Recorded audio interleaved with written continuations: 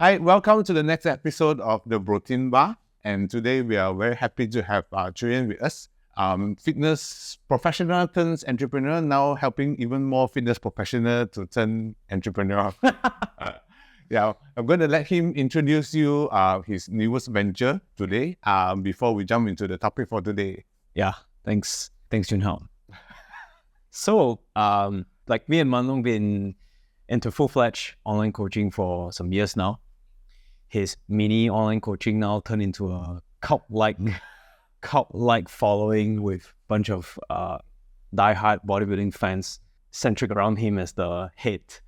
And he's obviously doing a great job, leading you guys and the team, painting the vision and also setting the example and leading the direction of the bodybuilding scene in Malaysia. Then as for me, I do in my niche, women, we lost Gen Pop. At some point, once in a while we would chat because we're both busy. And he will ask me, so tired. The fulfillment is big, the money is good. As compared to where we started, right? We started off from the ground. We were like, ask each other, is it even possible to charge 100 ringgit per hour for PT? Until today we got an offer in place. We're charging people like at least over 5,000, at least, right? I'm not going to disclose, right? At least 5,000 ringgit for a period of 90 days for online coaching. So it's a huge jump. And we're asking ourselves the question like, okay, where is this going? Because if we are staying the same place, then if we're not growing, then we're dying. So we need to be moving forward. And then we looked around, we look at coaches. I just asked them a question, hey, look at your coaches around you. Are they doing well? Are they happy with the income? Are they proud of what they do? Or are they struggling? And he's like, he's like, bro, you won't believe it. We are like 20 times ahead of them. No offense to anybody, but not in a arrogant way, but like this is what we see. A market problem, a market gap that you identify. It's not a market gap, but rather we see what coaches are possible to becoming, to achieving, but we ask ourselves, why aren't they there yet? And of course, I'm not just solely mentioning about, we're not measuring how well they do by income, because sales and income is never the metric of success. But we look at fulfillment-wise, we look at confidence-wise, we look at how savvy you are as a business person. Not so much of a fitness guy. Yes, we all know they all have a great body if they're athletes, but put the body aside, what do you have? And they're like, okay, they are far from it. Athletes are far from it, far from where we are and what we know. So we're like, okay, if we want the fitness scene to come up, we were like thinking, okay, how would Malaysia be 10 years down the road, 15 years down the road in the fitness scene? You see people like Jordan Peterson in the US, right? Putting up an open university, making high quality teachings accessible, try to defeat local and private university because of the high cost. And this is how the future will be. People will be into learnings, will be online learnings, into online courses and all that. So translate that into the fitness scene, which means that an educated and a more ready market in Malaysia means that more clients, more people will hire coaches and they're willing to pay at a higher price. More clients willing to pay at a higher price, which means coaches will be doing well. Clients, and for coaches to charge more money and the clients willing to pay, clients need to be educated. Clients need to see the value in hiring a coach. Look at Singapore. Just look at Indonesia. Look at Thailand. Look at all the neighbor countries around us. As a matter of fact, we are very behind, right? We don't talk about how we are as a coach, as an individual. We talk about as a country, how well we do as a whole, right? And we're like, we are far behind. Just ask a question. Why are not the UK people and the US people and the Aussies, why don't they come to Malaysia for a 3 months vacation and then they just train crazy? Because there isn't any gyms that attract them. They don't have the culture there. We don't see freaks who live like a bodybuilder, like in all those old school bodybuilding documentary here in Malaysia. Why? Why aren't there meal prep cafes down the streets next to the gyms? No. Why is there no espresso bars with protein shakes, with like supplementations and magnesium and all this stuff, pre-workout stuff? No, they're not there. It tells us it's lacking. Lacking first in the market because there's not so much of demand. People don't see it as a necessity, And two, it's us. It's time that we take ownership because coaches are not playing at a level that they should. So we then, as a result, we see an uneducated market, all right, not willing to pay educated coaches, and they rather go and hire an overseas coach in US, in UK, because they think, the Masale probably will do a better job than the Malaysian. And we don't like that. We won't be happy about it. We're good, but we feel that we could have done far more better if we got a crowd of coaches who know what they do. But for them to know what they do, fundamentally, they must do well financially. But it's always a chicken and egg problem, right? Yeah. You need to be able to do well so that you can earn well. Absolutely. Then vice versa, when you earn well, you'll be able to do more so that you do better. Yeah. So on top of that, we're like, that's true. It's chicken and egg problem. Yeah. And we're like, me and Manlong, we are doers. You tell us to wait until the market is ready. No, we can't take that as an answer. We have to do something. So that's how it came about. Okay. I think the common understanding of the industry is that the fitness professionals are so good at what they are doing, and they are pretty much just good at that one thing. So the whole business acumen, all this knowledge of marketing, sales, and all that is just simply not there. They are unwilling to learn or find it very difficult to get started to learn. You see, at the end of the day, I was just having this interesting conversation with some of the friends in the gym over the weekdays.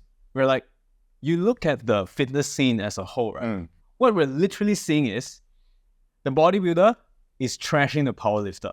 The powerlifter is talking bad about the CrossFitters. The CrossFitter is saying the Pilates is a waste of time. The Pilates is saying nobody understands us. Let's just do our thing in our freaking Pilates studios. How are we gonna grow? We all need each other. There will always be a market enough, for everybody to serve. Yeah. So why go into the route to prove who is better? Rather, we ask ourselves the question: what can we do to serve the market better? So like we look at this scene, like how can we possibly make a change? Like when we know that Malaysia is the highest rate of obesity in Southeast Asia, in Southeast Asia, and it tells a lot about how we see things, how we view things, how we do certain things, right? And looking at it, we look at the root cause, like why is this happening? It always boils down to ourselves, individuals, right? And one of it that we see is one is low confidence. It's insecurity, right? Because when we lack confidence, we then feel the need to prove ourselves superior than the others. We then feel like I don't need anyone else. I just need to focus on my thing and do well. As a result, we see there is a lack of community. Yes. So from there, to summarize the whole thing is that that's the thing, low confidence. Low confidence. Does it stem from the fact that they don't know enough, or they are unwilling to change? Why do they allow themselves to continue to be in that state? Why do they allow themselves to be in that state? One, I feel that maybe they're not seeing the potential of what they're capable of achieving, because they will always think, the Americans can do it. The Aussies will do well. This is Malaysia. We cannot. This is Malaysia. This is not US.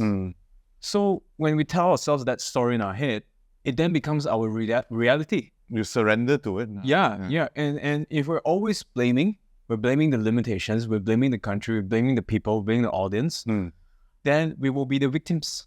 You chose to be a victim. Yeah. True. I think it's it's due time for Malaysian or this side of the world to really take charge and do something about it really. Yeah. We do have the accessibility compared to so many years back. We have more gyms, we have more supplements, now we have more knowledge also with the accessibility of internet and all that.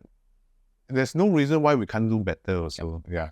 And also the fact that, right, the way that we think, right, I don't want to say like people are not, like we think, like I stand for like, you know, fitness scene, fitness people. The way we think, like, this is how you used to think before. It's like, oh, you ask any bodybuilders, any athletes, any fitness enthusiasts out there, what's your dream? You always tell them to start a gym. Start a gym. Start a gym. I heard that one before. Yeah. It's like, okay, start a gym. Do you even know if business-wise, does it make sense? Does it even make business sense to start a gym? Do you need to start a gym? Like we were chatting with someone, me and Manu were chatting with someone. He's like, oh, I'm doing pretty well in my PT, in-person PT. And he's like, oh, okay. So I asked him like, so what's next for you? And then he said, oh, I'm looking at, you know, that's why I'm looking at you guys, you know, I want to take it to the next level and eventually start my own gym because I see that, you know, so much potential. So I was like, oh, interesting. Why start a gym? It's like, oh, you know, more opportunity. Then it'll be like, everyone have a gym, but everyone is struggling. Everyone don't know how to run the business. Everyone don't know how to get clients. You have gyms with equipments and space with no members, no clients, no income. When the industry is not ready for it. Yeah. So then I asked him, okay, let's assume. Okay, your dream is to start a gym. You want to train in your own gym. Fine. Then I asked him, what if I say you can build a 500 to 600,000 ringgit per year net profit coaching business? Would you rather start a gym or, you know, to go ahead to build that 600,000 per year profit business? He's like, I will still start a gym.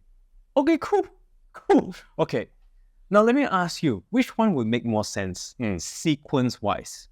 A gym should come first, or the 600,000 per year business should come first? He paused for about 3 minutes. And then he replied, that's a lot. Yeah. Then he replied, 600,000 per year coaching business first, then a gym. I said, awesome. Now we are talking. So my point is, we're not really thinking. Who told you that you need a gym to do well? Your leg press machine is not going to attract clients. Your hamstring rowing machine, your single arm, your hack squat machine is not the reason why people will come to your gym. You think your hack squat is good? Other people's hack squat is better. They can buy better one. Then you're obsolete. So yeah. So my point is, why do we think this way? So like, okay, because they don't know what is the better way. They don't know how they do it. You know? And we had the privilege. Me and Manu, we're so glad we were exposed. We knew that, you know, business is not about the gym, the space, the equipment, the facility and all that, because you always have better gyms with better facilities. So I don't want to play the capital game. And there is no business, there's literally no business that you can start from zero and you could go net profit. All you need to do is to market yourself, choose a niche, create a message, develop a program that is catered to the niche, learn sales, learn marketing, right? Set systems in place, change your mentality, change your mindset, right? And you kick off your business. And I guess when everyone starts to adopt this, the industry will have access to even better information, more knowledge. They will be more ready or aware the importance of having a coach and all that. And then subsequently, everyone will benefit out of it. I guess if that's the case, for anyone, like for example, for me, if I am interested in bodybuilding / fitness, and I want to pivot into making fitness and bodybuilding the main part of my life. Sounds like a midlife crisis problem, but yeah, I want to pivot into something that actually motivates me, my passion that, keeps me alive. Yeah. What should I do to get started? I think you mentioned about finding your niche, looking into that, appealing to the target audience, crafting the message, doing that content-wise. Yeah. What else should they really, what is the one skill that they should really look into in order to kick this off? Yeah. Well, let's do a little free consulting here. Okay. First thing you need to know is that, what's the first thing what do you feel is the thing holding you back from starting? Uncertainty? Uncertainty. Yeah. Right. Then let's get into that. Like, why do you feel uncertain? I think mostly because you feel like you don't know whether you can do it or not. Okay. Yeah. Now let's address that. So let's say you don't feel that you can do that. But what if I say, what qualifies you to start taking your first coaching client is the fact that you are one page ahead of your client. Unless, we have a rule in coaching is that we don't take clients who are better than us. Yeah, and then you need to hire them instead. Yeah. So if you want to start, you need to choose someone who is 2 to 3 steps behind you. Then you can act as the guide to get them to where they want to be. So the reason why you feel you're not ready is because maybe you feel that you don't have a title yet. You're not in the best shape yet. But let's define that. When would you then be ready? There is no point. There's no best. Yeah. There's no perfect. Yeah. So there's like a nuance in your head, like a limiting belief holding us back, like we're not ready. So we're telling ourselves that to feel, I'm not ready yet, maybe next time. So you wait. But time is ticking, the industry is growing, opportunity is being taken, But what if I say becoming an expert doesn't mean you need to have 3 titles on your neck. Doesn't mean you need to look a certain way. No one says that, yeah. You're not comparing yourself to anyone else but yourself. So connecting with the clients can come from you connecting with yourself first. Like, let's start with, why did you start bodybuilding? Why did you choose that route? Where were you 5 years, 7 years ahead, before? Where were you before? How did you feel at that point? How would paint a picture for me? Working out was an outlet for me. Then eventually I enjoyed the process and somewhat got into it and fell in love with it. I guess the routine grounds me. Okay. And were you in shape? No, of course not. So you were not in shape. Yeah. What were you doing then? How did you feel? Nah, I didn't like it at all, actually. You didn't like it? Yeah. You didn't like how you feel? You felt normal? And then you're probably stuck in a corporate job? Stress? You were looking for an outlet. Yes. You're just eating whatever that's available, going in the flow, without having a structure. Right? So then you started going to the gym. It's like, it's working. And then your body started responding, right? Yeah. And then you hired a coach. Then you shoot up your results. Yes.